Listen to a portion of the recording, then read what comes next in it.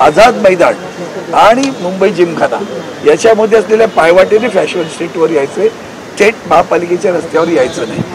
त्याचबरोबर जे पश्चिम उपनगरात येणार आहेत तर ते काही मेट्रोने येतील, काही बसने येतील. बसने आले तर त्यांनी इन्कम टॅक्सच्या महर्षी कर्वे रोडने येऊन इन्कम टॅक्सच्या इमारतीसमोर उतरायचं आहे आणि तिथून आतल्या चालत मुंबई हॉस्पिटलला क्रॉस करून पुन्हा फॅशन स्ट्रीटवर यायचं आहे. म्हणजे दोन्ही बाजूने जे येतील आणि गाड्या त्यांनी पुढं नेऊन पार्क करायच्या. इकडं पीडी मेडो रोडला न्यायचे, इकडे चर्चगेटच्या बाजूला नेऊन पुढं हुतात्मा चौकाकडनं पुन्हा त्याच रोडवर पार्क करता येतील. आता या सगळ्यासाठी वेळ ठरलेली आहे.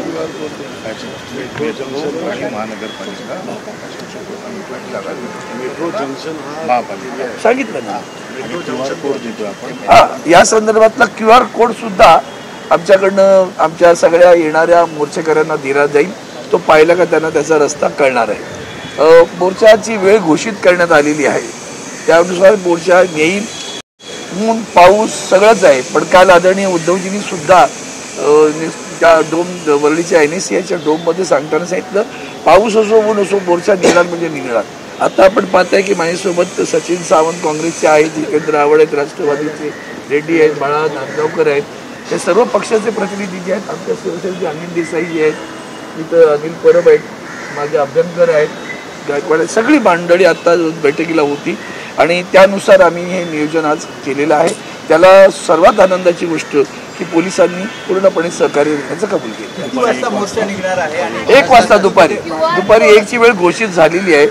साधारणपणे लोकांनी जमल्यानंतर आम्ही निघू, पण 1ची वेळ दिली आहे. म्हणजे लोकांनी 1 वाजेस्तोवर जमा व्हावं असा अपेक्षा आहे. हे साधारण मोर्चा 2ला वगैरे सुरू होईल.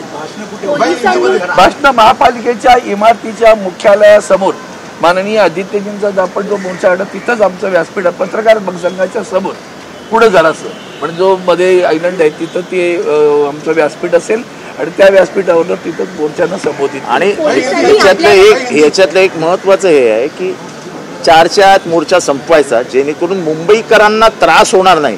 हा आमचा मुख्य हेतू आहे. हा मुंबईकरांच्या हितासाठीच मोर्चा आहे, कारण का वोट चोरी ह्याच्यातनं लोकशाही मारली जाते, पण त्याचबरोबर कामावर येणारा मुंबईकर हा त्रस्त होता कामा नये. त्याच्यासाठी मोर्चाचं टायमिंगच असं ठेवलेलं आहे की कुठल्याही परिस्थितीत मुंबईकर कामावरनं सुटण्याच्या आधी मोर्चाची लोक बाहेर गेलेली असतात. पोलिसांनी तुम्हाला काही सूचना दिल्या का, काही विशेष पालन गोष्टी करायला सांगितलं का पोलिसांनी? मुझे लगता है आज हमने मुंबई के पुलिस की जो आयुक्त साहब है देवेंद्र भारती साहब और अन्य अधिकारियों के साथ मुलाकात की.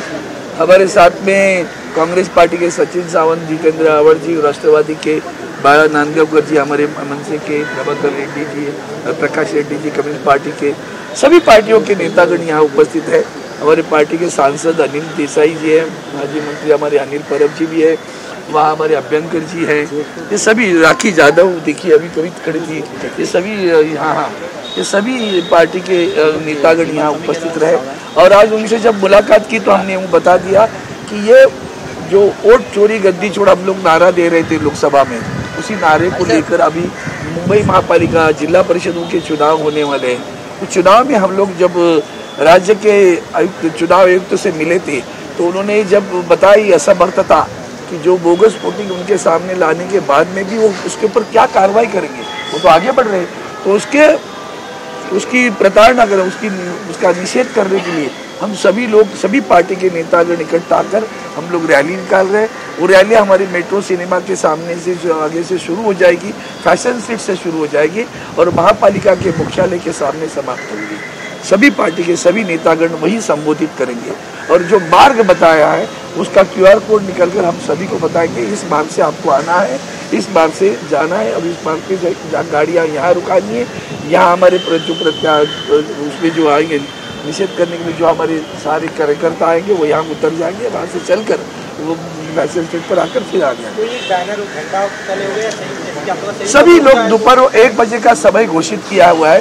बैनर अपने अपने एजेंडे लेके लोग आए, क्या है उसमें बताने कि हम सब एक है, 5 उंगलियां सब इकट्ठे आए हैं और क्या है. 1 बजे का समय घोषित किया है, लेकिन हमारे लोगों से कहना है और सभी से कहना है कि 2 2:30 बजे के बीच में से मोर्चा शुरू हो जाएगा और किसी भी हालत में हम 4 बजे से पहले मोर्चा खत्म कर देंगे, क्योंकि किसी भी मुंबईकर को हमें तकलीफ नहीं देनी है।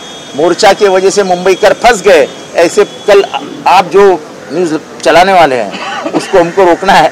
तो किसी भी हालत में हम मुंबईकरों को तकलीफ नहीं देने वाले हैं। हमारा मोर्चा शुरू हो जाए, हमारी उम्मीद है कि लोग आना शुरू कर देंगे 1 बजे तक, 2:30 बजे तक मोर्चा शुरू हो जाएगा, 1 घंटे में मोर्चा खत्म हो जाएगा, थोड़े बहुत भाषण होंगे और उसके बाद मोर्चा समाप्त हो जाएगा। त्याच्यात एकच बरं तुम्ही की मुंबईमध्ये मोठ्या प्रमाणामध्ये कामगार त्याच्यामध्ये सामील होते आणि कामगार सुटण्याचा स्वागत इच्छा नंतर असतो, त्यामुळे त्यांना यायला 2:30 वाजणार, पण प्रचंड प्रमाणात मोर्चा होईल आणि या मोर्चामध्ये सगळे डावे पक्ष याच्यामध्ये सहभाग घेऊन गेला आणि मुंबईचे कामगार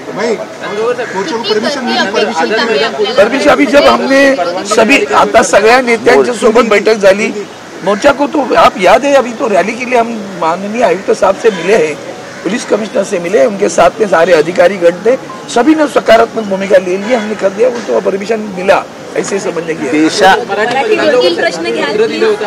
पूर्ण देशामध्ये एक राग आहे, त्यामुळे मोर्चा प्रचंड मोठा होईल। हा म्हणजे पक्षाचा मोर्चा असण्यापेक्षा हा लोकांचा मोर्चा असणार आहे, हा सत्याचा मोर्चा आहे, त्यामुळे मोर्चाला गर्दी किती होणार ही भविष्य सांगण्यासाठी आम्ही इथे उभे नाही। मोर्चाला लोक येणार, कार्यकर्ते येणारच, पण लोकांना आमचं मत जोडलं जात आहे, त्या लोकांमध्ये पसरलेली अस्वस्थता आहे आणि ती अस्वस्थता तुम्हाला रस्त्यावर दिसेल। तुम्ही आझाद मैदान पोलीस ठाण्याला पत्र दिलं होतं, परवानगी मिळाली की अतिशक्ती काय सांगितलं? आता मुंबई शहराचे आयुक्त आम्हाला भेटलेले आहेत, त्यांच्यासोबत त्याचे सहआयुक्त भेटलेले आहेत, ट्रॅफिकचे अधिकारी पण सगळे भेटलेले आहेत। असं असताना परमिशनची मला वाटत नाही अडचण कुठली असावी, त्याच्यामुळे परमिशन मिळाल्यात जाणारच आहे। तुम्हाला परमिशनचं पत्र पाठवून देतो। सन्माननीय अरविंद सावंत साहेब खासदार आणि आमचे शिल्पी आपले पंटींनी तुम्हाला माहिती दिलेली आहे, साहेबांनी त्याप्रमाणे 1 वाजताची वेळ दिलेली आहे। फक्त आपल्या माध्यमातून मी मेट्रो कमिशनरांना विनंती करणार आहे की मेट्रोमध्ये आमची लोक जी येतील त्यांची गैरसोय होणार नाही, एवढी काळजी घ्यायला लागेल, कारण मेट्रोचे दरवाजे ऑटोमॅटिक बंद होतात, तिची अडचण नाही यायला पाहिजे, त्यांनी दरवाजे जर उघडे ठेवले तर बरं पडेल, नाही तर गरज असेल अडचण व्हायची आणि नाही ते घटना घडून जायची, असं होता कामा नये। So previously we saw how the delegation visited the chief electoral officer. You still did not get any answer. What are your expectations from See, we do not expect any answers from the chief